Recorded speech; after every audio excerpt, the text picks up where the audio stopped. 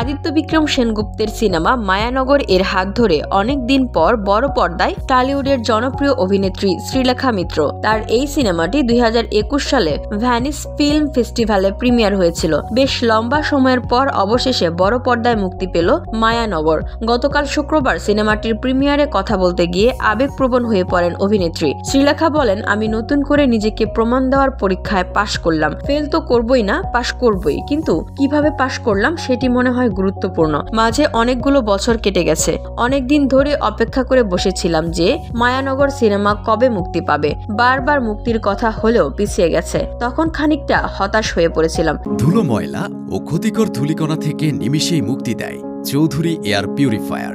এর শক্তিশালী সাকশন ঘরের কোনায় কোনায় লুকিয়ে থাকা সকল ধুলা টেনে ফিল্টার করে এবং বের করে আনে নির্মল ও স্বাস্থ্যকর হাওয়া।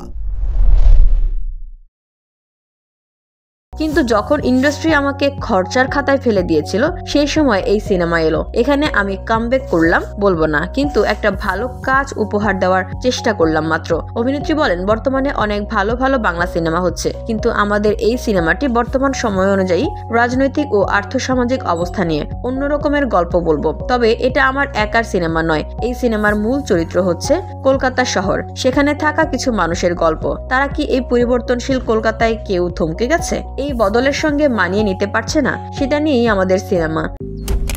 মালয়েশিয়ান প্রযুক্তিতে তৈরি অত্যাধুনিক cleaning machine modern vacuum cleaner যে কোনো ধরনের ধুলো ময়লাকে পরিষ্কার করে ঘরকে করে তুলুন চকচকে ও আকর্ষণীয়। Modem, brand of luxury. এই ছবির হাত ধরেই বিশ্ব দরবারে আরো একবার সম্মানিত হয়েছিল বাংলা ছবি। শ্রীলেখা বলেন, 20 বছর বাদে কোনো বাংলা ছবির হয়ে প্রতিনিধিত্ব করেছিলাম। রেড কার্পেটে হেঁটেছিলাম। আমি ভ্যানিস গিয়েছিলাম। ভ্যানিস আন্তর্জাতিক চলচ্চিত্র উৎসবে আমাদের সিনেমার প্রিমিয়ার হয়েছিল। ভারত থেকে সেই বছর একটাই সিনেমা নির্বাচিত হয়েছিল, আর সেটি হচ্ছে আমাদের সিনেমা মায়ানগর। তখন এর নাম ছিল once upon a time in Calcutta, আর এখন এই সিনেমার নাম মায়ানগর। বিশ্ব দরবারে যে অভ্যর্থনা আমি পেয়েছি তাতে আমি আপ্লুত। আসলে এখানে তো ঘরকা মুরগি ডাল বরাবর। তবে ঠিক আছে, ওদের কাছে ভারতীয় সিনেমা মানেই ছিল বলিউড। আমাদের এই ছবি দেখে ওরা বলেছিলেন, তোমার ওখানে এই ধরনের সিনেমাও হয়। ওরা মন থেকে আমাদের সিনেমাটা পছন্দ করেছিলেন।